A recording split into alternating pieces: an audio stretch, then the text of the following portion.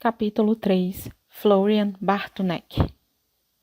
Começou a carreira no Banco Pactual e, aos 25 anos, virou sócio do banco. Chefiou a área de análises de ações, a gestora de recursos e foi responsável por um fundo de ações criado para o investidor húngaro-americano George Soros. Em 2002, fundou a Constellation, uma gestora de fundos de ações com 2 bilhões de reais de patrimônio, que tem entre seus sócios Jorge Paulo Lemann, fundador do Banco Garantia, e o fundo americano Lone Pine Capital. Bartunek também é vice-presidente do Instituto PROA, uma das principais ONGs brasileiras voltadas para o ensino profissionalizante, e conselheiro da Fundação Lehman, da Fundação Estudar, do Museu de Arte de São Paulo, MASP, e do Grupo Educacional Somos Educação. Formou-se em administração na PUC, do Rio de Janeiro, e tem 46 anos. O banco que era como um navio pirata. Estudei administração na PUC do Rio de Janeiro, e meu primeiro estágio foi trabalhar na área de marketing do Banco Nacional. Em 1989, vi um anúncio na PUC Banco Pactual procura analista de investimentos. Como a maioria das pessoas, nunca tinha ouvido falar do Pactual, mas gostei da ideia de analisar setores e empresas. Naquela época, minha vontade era abrir meu próprio negócio, ser empresária algum dia, e achei que essa experiência poderia ajudar. Eu era, provavelmente, o único candidato à vaga, porque o Pactual não era nada na época. Então, consegui o estágio. O banco tinha uns 40 funcionários. O escritório ficava na rua 7 de Setembro, no centro do Rio de Janeiro. Eram 4 andares de salas que foram unidas, onde habitualmente funcionavam consultórios médicos.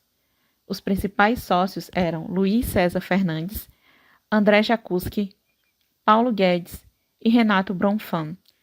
Meu plano era passar 6 meses lá, aprender e montar meu negócio, mas acabei ficando bem mais tempo. O esquema do banco era o do navio pirata. Todos juntos, vamos batalhar. Meu chefe era muito competente, mas não tinha a menor paciência para ensinar. Mandava fazer. Na verdade, boa parte do mercado financeiro era assim. Se o cara dava certo, ficava. Caso contrário, saía. Era cruel. Num certo momento, tive um funcionário que era surdo de um ouvido e me mandaram demiti-lo. Ele vai ter que operar com os 2 telefones no ouvido. Se é surdo de um, não vai poder operar. Tira o cara. Argumentei que ele era um analista competente, que podia ficar avaliando empresas, não precisaria operar. Mas naquela época, todo mundo tinha que operar. Depois de 3 meses, meu chefe saiu do Pactual e foi para o Icatu, que era outro banco forte no Rio de Janeiro. Ele era o único analista do banco. Eu ainda era estagiário. E o chefe dele, André Jacuski, queria contratar outro analista. Enquanto ele procurava, eu fui batalhando. Pegava os relatórios que o meu antigo chefe fazia, trocava os nomes das empresas, os números e enviava para o André. Não tinha internet, claro. Então, quando as empresas divulgavam seus resultados, eu tinha que buscar os números na própria CVM. Tirava xerox, copiava à mão e fazia os modelos de análise. Também recortava as notícias que saíam sobre as companhias e colocava numa pasta. Cada empresa relevante tinha sua pasta. Comecei também a ligar para as empresas para pegar mais informações. A maioria nunca tinha recebido ligações de analistas, coisa que é corriqueira hoje. Assim, ia fazendo um relatório por dia. A qualidade não era muito boa, mas resolvia. O André acabou nunca contratando um analista e eu virei chefe do Departamento Geral de Análise, com 22 anos. Depois de um tempo, passei também a administrar os recursos de fundos de pensão que investiam no banco. O mercado dos cínicos e céticos. Na década de 1980, o Michael Milken, que era um dos grandes investidores americanos na época, até ser processado e preso, organizava uma conferência bastante disputada, que se chamava Predators Ball. Num dado ano, acho que foi em 1986, houve um painel sobre a América Latina e o Paulo Guedes foi convidado a fazer uma apresentação. Era a época do Plano Cruzado. Havia alguns economistas brasileiros otimistas com o plano, mas o Paulo estava muito pessimista. Falou que era um desastre, que ia dar errado e que os investidores deviam tirar dinheiro do Brasil. Isso acabou chamando a atenção de algumas pessoas na plateia, porque ele poderia tentar vender o Brasil e atrair investimentos para o banco, mas fez o contrário. Depois dessa palestra, o George Soros procurou Paulo e virou cliente do Pactual. Como Soros investia no mundo todo e há fenômenos que se repetem em diferentes mercados, ele trouxe uma abordagem diferente para o banco. Um dia, ele telefonou perguntando sobre empresas estatais de telefonia. Lembro que ele disse algo assim: já ganhei dinheiro em alguns países que privatizaram a telefonia. Quero investir nisso no Brasil. Na época, tínhamos a Telebrás, que só foi privatizada no fim dos anos de 1990. Depois dessa dica do Soros, fomos estudar a Telebrás. Fui um dos primeiros analistas a visitar a empresa. Acabamos comprando uma quantidade grande de ações e tivemos um lucro relevante. Depois de um tempo, montamos uma carteira de ações para ele, que era o portfólio George Soros. No banco, nós investíamos quase que exclusivamente em ações de grandes companhias, mas ele queria as empresas menores, que eram menos acompanhadas, mais arriscadas de certa forma, mas podiam dar retornos expressivos. Então, fomos atrás dessas empresas. Criamos um fundo de ações que foi o melhor do mercado por anos, em parte porque não havia muita competição nesse nicho de empresas de menor porte. O problema era que a bolsa era muito pequena. Só a Telebrás respondia por 80% do Ibovespa. Por isso, a volatilidade era enorme. Quando o ex-presidente Fernando Collor anunciou que confiscaria a poupança, a bolsa caiu 50% num só dia, porque quem tinha ações com alguma liquidez vendeu. Em 1991, houve um boato de que o Collor estava com AIDS e a bolsa caiu 30%. Sabe aquela capa da revista Veja, com o irmão do Collor, Pedro, com o olho esbugalhado, denunciando todo o esquema do PC Farias? A bolsa caiu mais 20%. Em 1993, tivemos o escândalo dos anões do orçamento. Em 1995, a crise do México. Em 1996, teve o que é bom a gente mostra, o que é ruim a gente esconde. A bolsa também caiu mais 20%. Subia um pouco e em seguida caía de novo. Em 1997 veio a crise da Ásia, depois a da Rússia. Tivemos ainda uma crise no Brasil, logo depois da desvalorização cambial, e muita volatilidade antes da primeira eleição do ex-presidente Lula. Era um mercado em que o ambiente macroeconômico era mais importante para os investidores que o dia a dia das empresas. Era difícil ter uma visão de longo prazo para as empresas, porque uma mudança macro poderia alterar tudo. Era um pouco frustrante, porque, mesmo estando certo sobre a companhia, o ambiente econômico podia acabar com tudo. Por isso, ganhávamos dinheiro no curto prazo, operando diferenças de preço. Eu ficava com 2 telefones no ouvido, monitorando a Telebrás o pregão inteiro. Tinha que ser Vietcong. Dá um tirinho, se esconde. Dá outro, sobrevive, quando não acreditava no país. Era cínico e cético. Cliente é problema? O Luiz César Fernandes tinha um caçoete de quando foi sócio do Banco Garantia, de investir nas pessoas, dar oportunidade para crescer na companhia. Num determinado momento, ele disse para mim e para o André Esteves, que na época administrava um fundo de renda fixa: acho que vocês têm potencial para ser sócios em breve. Então, quero que participem da reunião de sócios. Fomos os primeiros não sócios a participar dessa reunião. Eu, obviamente, fiquei super animado, porque era uma oportunidade incrível. Mas isso gerou aquela ciumeira no restante do banco. Nós éramos os privilegiados. Em 1994, virei sócio. O banco era pequeno, então havia o sentimento de pertencimento, de chegar cedo e sair tarde para fazer o melhor trabalho. A idade média dos funcionários devia ser de uns 25 anos. Para a imensa maioria, fazer parte do banco era uma coisa especial. O lado negativo era que gerava um pouco de arrogância e tínhamos de cuidar desse sentimento para não subir a cabeça. O Luiz César Fernandes foi o principal fundador do Pactual. Sempre teve a cabeça de empresário.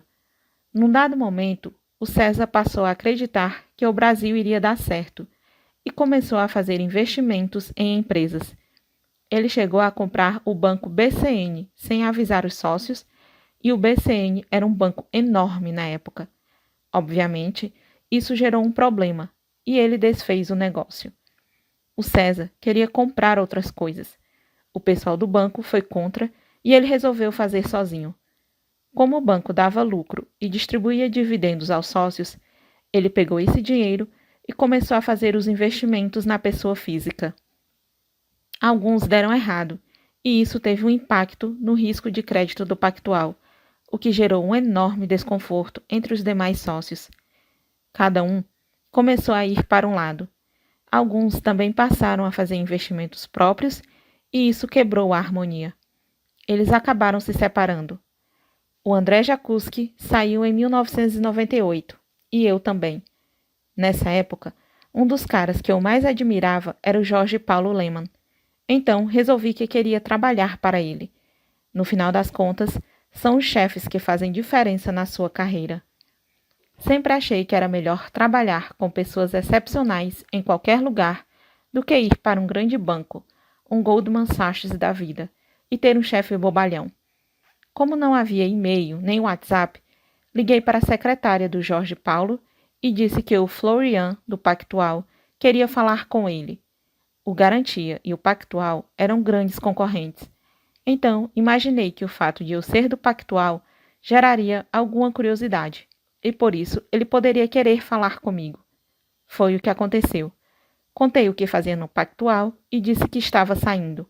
Ele tinha acabado de vender o Garantia para o Credit Suisse e, por contrato, não podia abrir outro banco.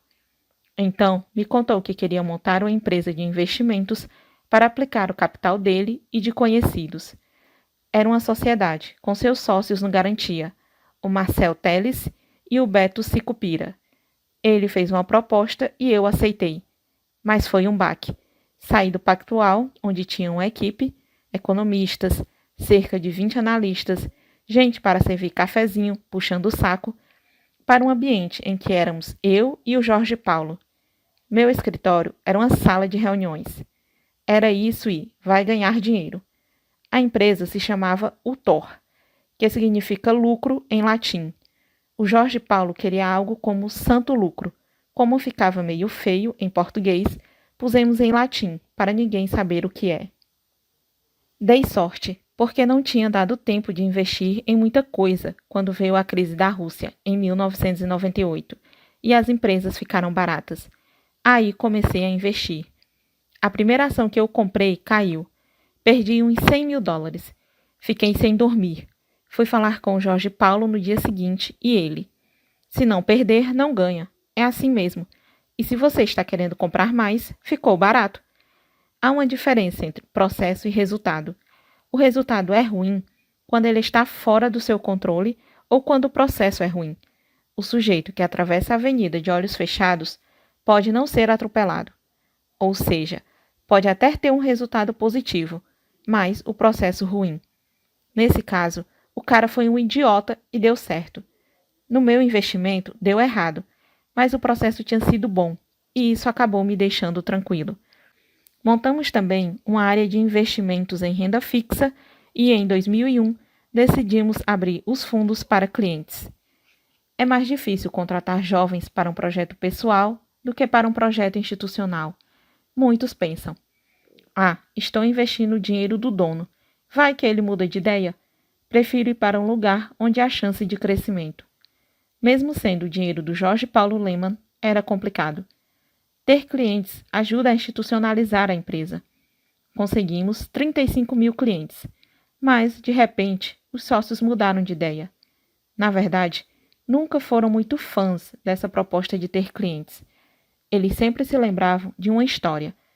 Numa dessas crises, Ásia ou Rússia, um amigo deles, que tinha uma casa pé na areia no Guarujá, estava conversando com a esposa, num fim de semana, quando entrou um cliente para pedir satisfações. O cara foi grosso, disse que tinha perdido dinheiro no fundo dele e etc. O amigo pensou: não preciso disso. O problema era que a empresa estava toda esquematizada para ter clientes, com áreas de suporte, novas contratações. Então, propus montarmos outra empresa, da qual eles seriam sócios majoritários e eu seria minoritário, com outros sócios que imaginava que entrariam depois. Assim, em 2002, criamos a Constellation, que atualmente tem 11 sócios. Começamos com algo em torno de 40 milhões de dólares, basicamente dos sócios e de pessoas próximas. Mas não era o melhor momento para iniciar uma gestora de fundos de ações. O pensamento dominante era: o Lula vai ganhar a eleição, confiscar todo o dinheiro e o Brasil vai para o vinagre. O Ibovespa estava em torno de 14 mil pontos. Em 2015, fechou com pouco mais de 40 mil pontos. O lado positivo é que, passadas essas dúvidas, pegamos uma fase muito rica e interessante de estabilidade da economia brasileira, que coincidiu com a evolução do mercado de capitais. Houve centenas de ofertas de ações e a bolsa teve uma valorização impressionante. Em busca da empresa ideal.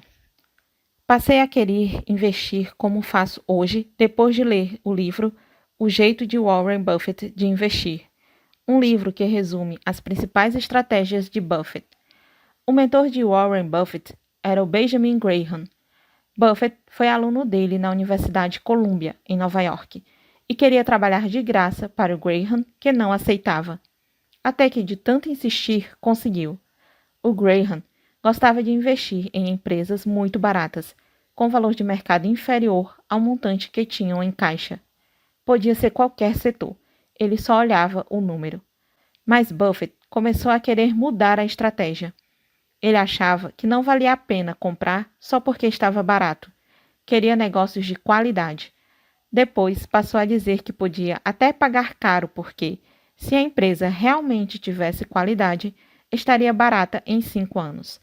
Pensando assim, ele decidia que ações comprar. Essa leitura me transformou. Foi quase como ler a Bíblia. Mas li cedo demais, no final dos anos 1990. Não dava para aplicar esses conceitos no Brasil. Só fui seguir a estratégia do livro na Constellation. Gostamos de investir nas melhores empresas, que, em resumo, são as que têm vantagens competitivas. O que são vantagens competitivas? Barreiras na entrada. Todo negócio que é bom atrai competição, e as barreiras brecam a concorrência. Uma maneira de verificar se há barreiras de entrada num setor é olhar a participação de mercado da empresa que é líder. Por exemplo, no caso do setor de cerveja, a Ambev tem, há anos, cerca de 70% de participação de mercado e uma rentabilidade alta. Ou seja, deve ter barreira de entrada. O mesmo vale para o setor bancário. Os grandes bancos, Bradesco e Itaú, estão cada vez maiores e os menores estão sumindo. Até os estrangeiros estão saindo do país. No segmento de processadores, a Intel tem 80% do mercado há mais de uma década. Agora veja o setor de torradeiras. A rentabilidade é baixa e cada ano uma empresa é líder. As fatias de mercado oscilam demais. Provavelmente, há guerras de preço e por isso é um setor que não quero estar. Algumas das pessoas acham que certas coisas são barreiras de entrada, mas não são. Por exemplo, capital não é barreira de entrada. No Vale do Silício, há capital abundante para todas as ideias. Inovação é barreira de entrada só até certo ponto. E isso vale para qualquer setor. Qualquer um abre uma loja com um conceito novo. Há marcas muito cool que dizem que vão doar um sapato para uma criança na África se você comprar um sapato deles. Isso é legal, mas facilmente replicável. No varejo de roupas, marcas que eram muito fortes há 20 anos, como Ocean Pacific, sumiram. Outras que eram cool, como Levi's e Ralph Lauren, decaíram. Garanto que daqui a 10 anos, algumas das marcas que hoje fazem sucesso com diferentes públicos, como Abercrombie Animail, Bob Story, Forever 21, John John e Lelis Black não estarão mais aqui. Depois de verificar se há barreiras de entrada, analisamos quem são os empresários ou executivos que tocam a empresa, que vão ser bons sócios. Em geral, preferimos empresas familiares que tenham donos que participem do dia a dia e do conselho. Não pode ser apenas um conselho de notáveis, formado por grandes nomes do mercado. Nada contra os notáveis, mas alguém tem que cobrar o presidente e os diretores. Se o presidente quiser, ele enrola um conselho fraco, porque a assimetria de informações é muito grande. Ele pode mostrar apenas as coisas boas para o conselho e esconder o resto. Avaliar a gestão é a parte mais difícil, porque são critérios subjetivos. Facilita analisar o histórico dos empresários e executivos que tocam a empresa. Além disso, olhamos potencial de crescimento, previsibilidade e consistência. O Warren Buffett é amigo pessoal do Bill Gates, fundador da Microsoft, mas não investe em ações da Microsoft. Na época do boom de internet, no fim dos anos 1990, muita gente dizia que o Buffett não investia no setor de tecnologia porque era careta e estava ultrapassado. Ele dizia que não conseguia enxergar como estaria a Microsoft em uma década. Não sabia se a empresa continuaria tendo um diferencial competitivo ou se seria esmagada por algum concorrente. Por outro lado, ele investe na Coca-Cola há anos, porque acredita que ela continuará sendo a líder do mercado. Quem gosta de Coca-Cola, toma Coca-Cola no mundo inteiro. Não vai tomar a tubaína da Alemanha.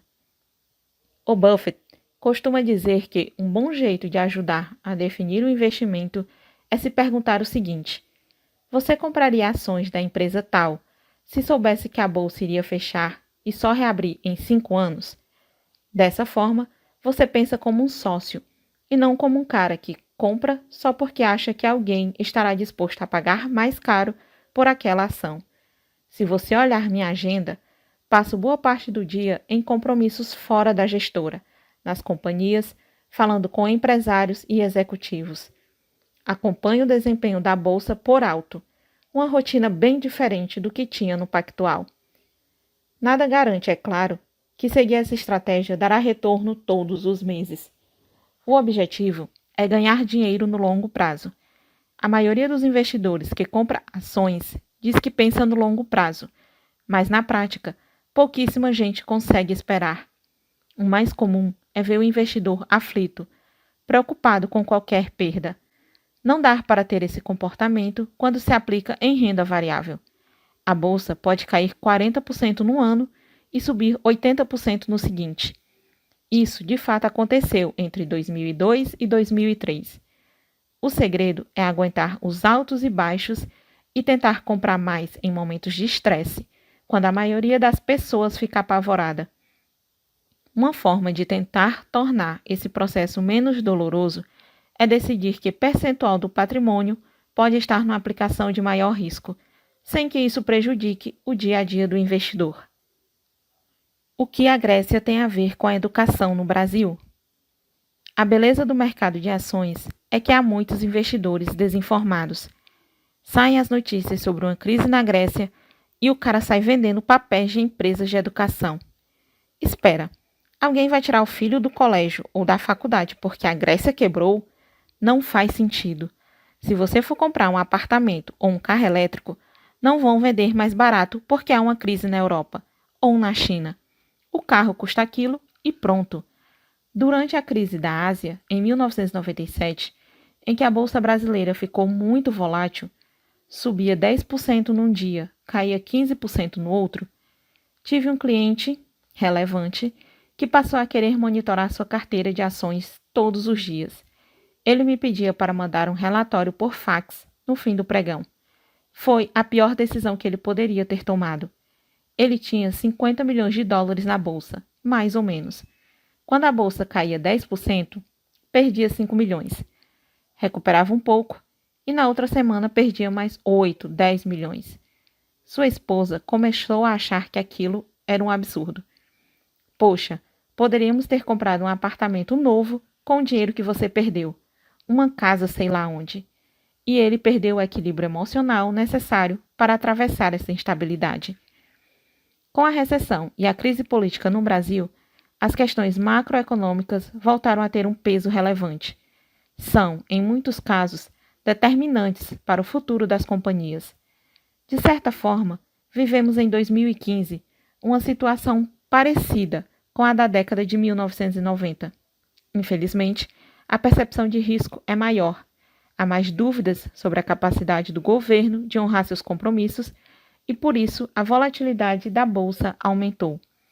Quem lucra com essa volatilidade são as corretoras de ações, não os investidores. Também há oportunidades na renda fixa, com a alta dos juros e no câmbio. Mas, para ganhar dinheiro de verdade na bolsa, é preciso montar posições grandes, e isso só é possível quando há alguma previsibilidade na economia. Como investir nesse cenário? Gosto bastante de uma frase do Warren Buffett. O importante não é prever o tempo, mas construir a Arca de Noé.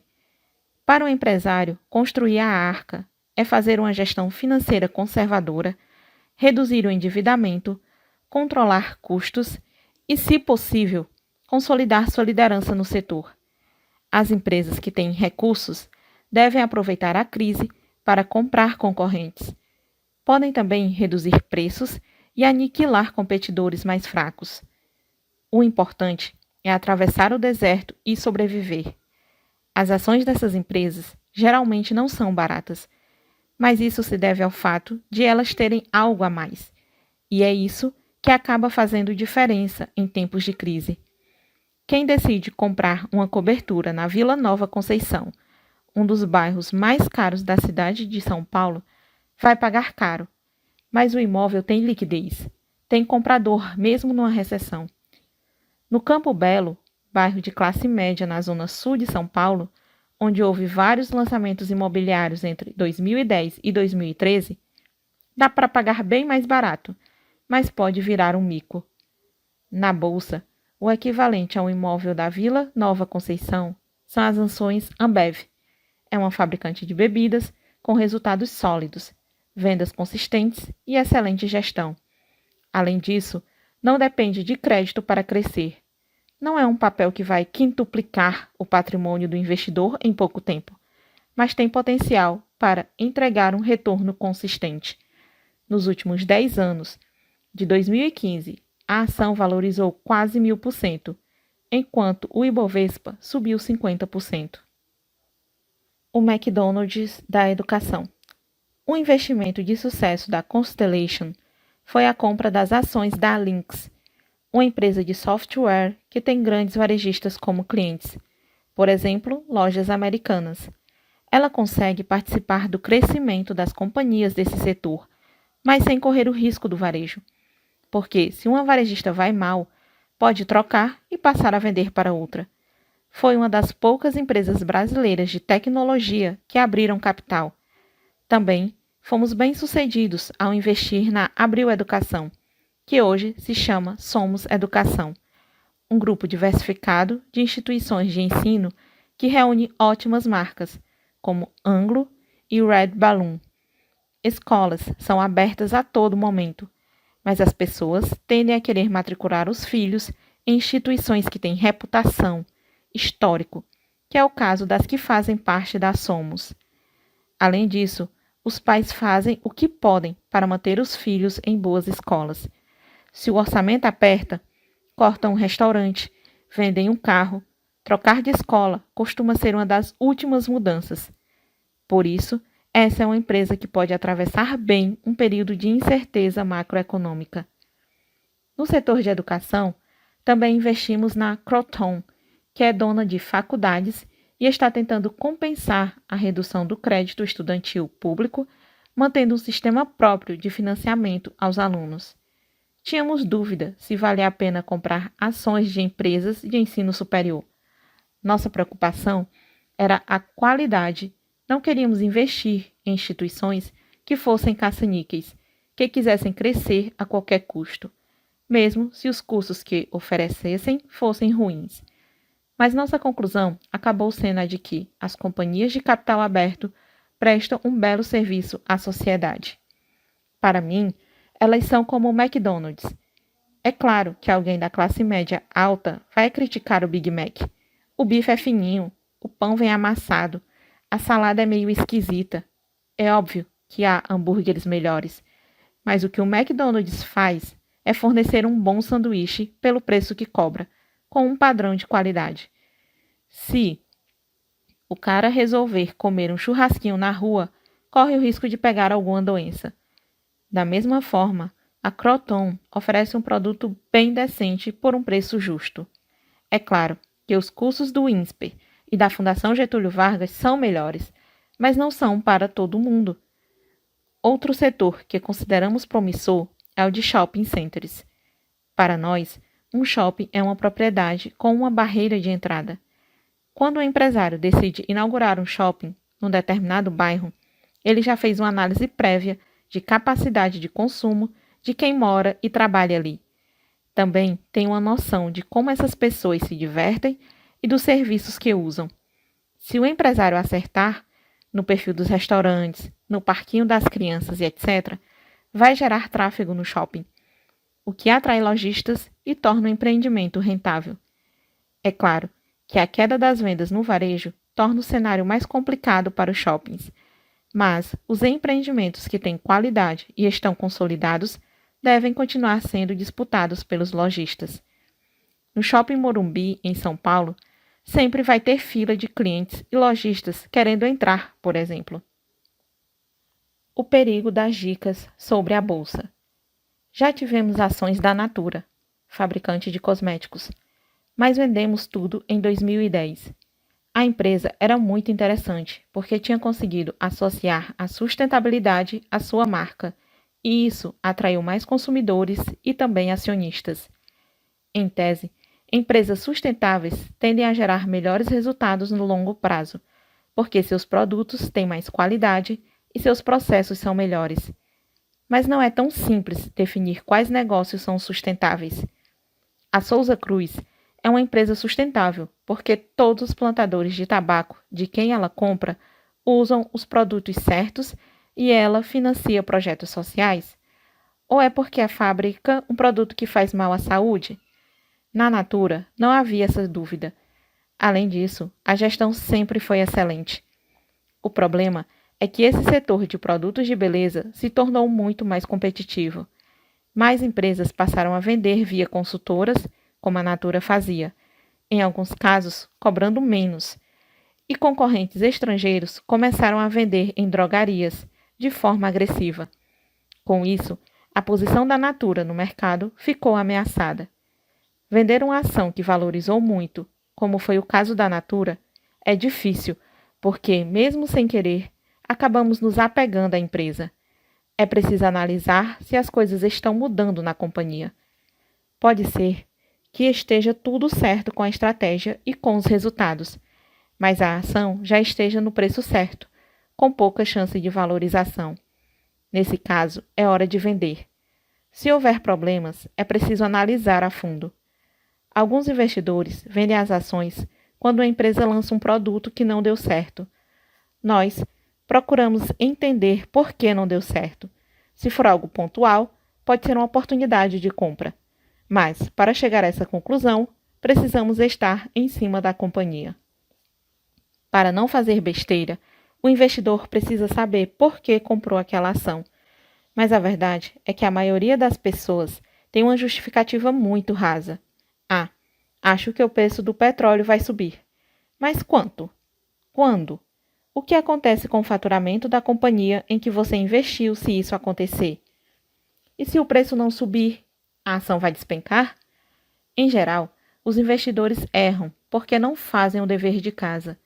Não sabem por que compraram a ação, só querem participar da festa. Muitas vezes, o mercado acionário dá a falsa sensação de que ganhar dinheiro é fácil. Alguém pode me perguntar qual ação eu acho que vai valorizar e eu digo que estou otimista com a Multiplan, que é uma administradora de shoppings. Aí, no dia seguinte, esse cara decide comprar ações da Multiplan e ganha, sei lá, 30% em 6 meses. Eu ganhei a mesma coisa, mas fiz um baita trabalho, uma série de contas, conversei com dezenas de pessoas, estudei o setor. O sujeito que só ouviu a dica e ganhou 30% pode achar que investir na bolsa é arriscar em cima de palpites. Antes de comprar uma televisão de uns R$ 2.000, as pessoas costumam pesquisar. Entram no site da Americanas.com, da Fast Shop, do Ponto Frio, gastam algumas horas para economizar R$ 15. Mas muita gente não gasta nem 10 minutos antes de investir R$ 50.000 numa ação. Liga para o corretor e pergunta: o que está bom aí? Ou pergunta para o amigo: se você for a um médico e ele disser: olha, não sou formado em medicina, mas gosto muito de cérebros. Li muito sobre cirurgia. Então vou abrir sua cabeça e vai dar tudo certo. Você sai correndo, certo? Se o piloto disser que não tirou o brevet, licença para voar, você provavelmente não vai voar com ele. Mas muita gente ouve dicas do amigo, de um amigo sobre bolsa e sai comprando as ações. Investir em ações é arriscado, mas é loucura para quem não faz o dever de casa. Da mesma forma que as ações caem por causa da Grécia, podem subir só por euforia. Quando o mercado está em alta, as pessoas acabam pagando um preço exagerado pelas ações. Se o seu amigo está ganhando dinheiro na bolsa, ou diz que está, e você não tem ações, no mínimo não vai ficar tentado a comprar. Existe a dor de perder, a alegria de ganhar e a dor de não participar. É preciso avaliar o risco antes de investir.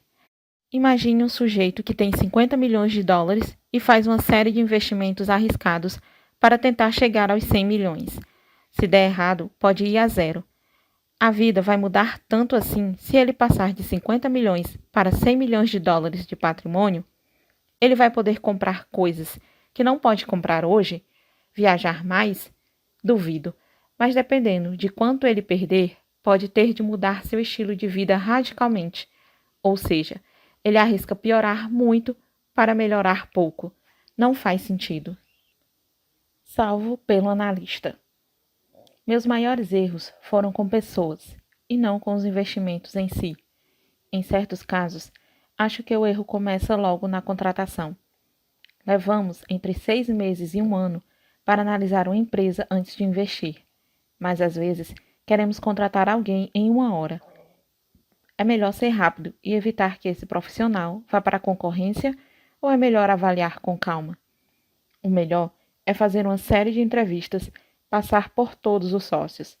Afinal, queremos alguém que possa ficar com a gente por anos, porque vamos treinar, ensinar e etc. Quando você erra o investimento, pode reconhecer o erro e vender rapidamente, para minimizar o prejuízo.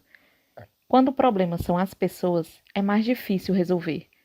O melhor profissional é aquele que é legal e ganhador, ou seja, tem a cultura da empresa e é competente. É preciso investir nele, pagar bem, dar força. No outro extremo está o funcionário que não é legal e não se entrega.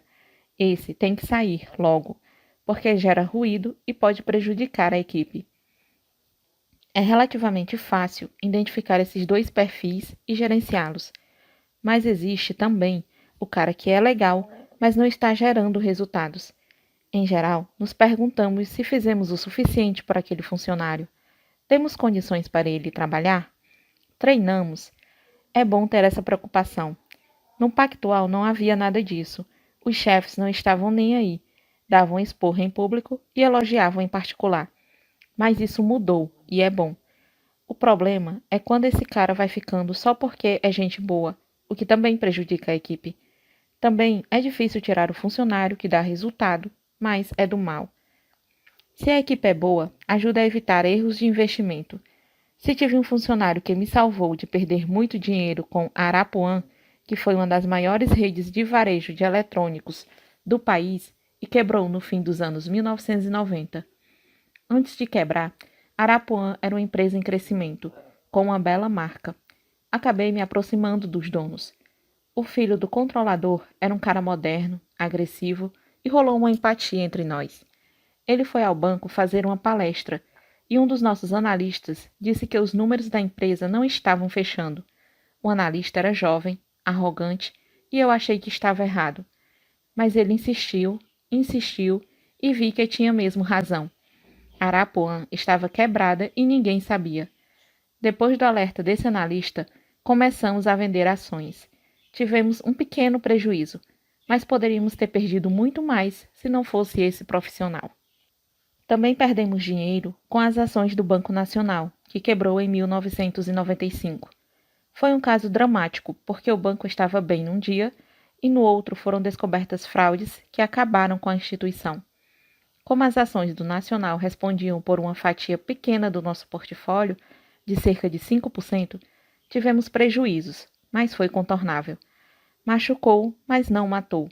Se tivéssemos 30% de Banco Nacional, o fundo teria acabado. Aprendi duas lições com esses casos, Arapuã e Nacional. A primeira é conhecer bem os empresários que são donos das companhias em que investimos. A segunda é duvidar dos balanços, especialmente de bancos, que são mais opacos. É preciso analisar os números no detalhe. É claro que os casos de fraude são raros, especialmente hoje em dia.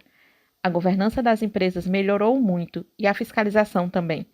Mas, quando acontecem, podem arruinar o investidor. Como fazer bons investimentos? O que é mais relevante na opinião de Florian Bartunek? 1. Invista em ações de empresas com vantagens competitivas claras, ou seja, que tenham criado barreiras à entrada de competidores. É o caso de companhias que se mantêm na liderança de seus setores por anos, como a fabricante de bebidas Ambev. 2.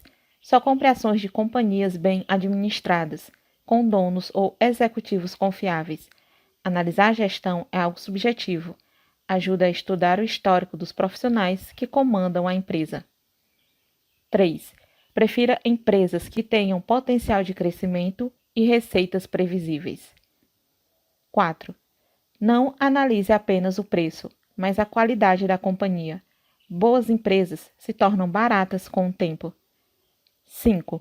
Num cenário de crise, não adianta tentar prever o tempo. O melhor é construir a Arca de Noé e investir em papéis de empresas que sofram menos no período turbulento. Livros indicados: As Ações Comuns, Lucros Extraordinários, Philip Fisher. Philip Fisher foi um investidor americano em ações de muito sucesso e um dos inspiradores de Warren Buffett. Esse livro, de fácil leitura, foi lançado em 1958 e contém lições de investimento ainda contemporâneas. Made in America, Sam Walton. Um empresário será um empresário melhor se estudar investimentos. Um investidor será um investidor melhor se estudar negócios. Livros de negócios são leitura obrigatória para investidores. Quem tem um interesse específico por algum setor da economia e do mercado de ações deve buscar conhecimento nos livros dos líderes e destaques desses setores. No varejo, esse livro de Sam Walton é leitura imperdível. Pioneering Portfolio Management, David F. Swensen. David Swensen é uma lenda entre os investidores institucionais. Como responsável pelo fundo de investimentos da Universidade Yale, Swensen criou novos paradigmas de investimentos, além de ficar no topo dos seus pares em termos de performance por décadas. O livro traz lições para os investidores em diferentes mercados. Por Charles Almanac, Charles T. Munger. Segundo Warren Buffett, o amigo Charlie Munger é das pessoas mais inteligentes que ele conhece. Munger acredita que um investidor deve estar sempre estudando e ter uma formação mais ampla em diversas disciplinas. Rápido e devagar. Daniel Kahneman.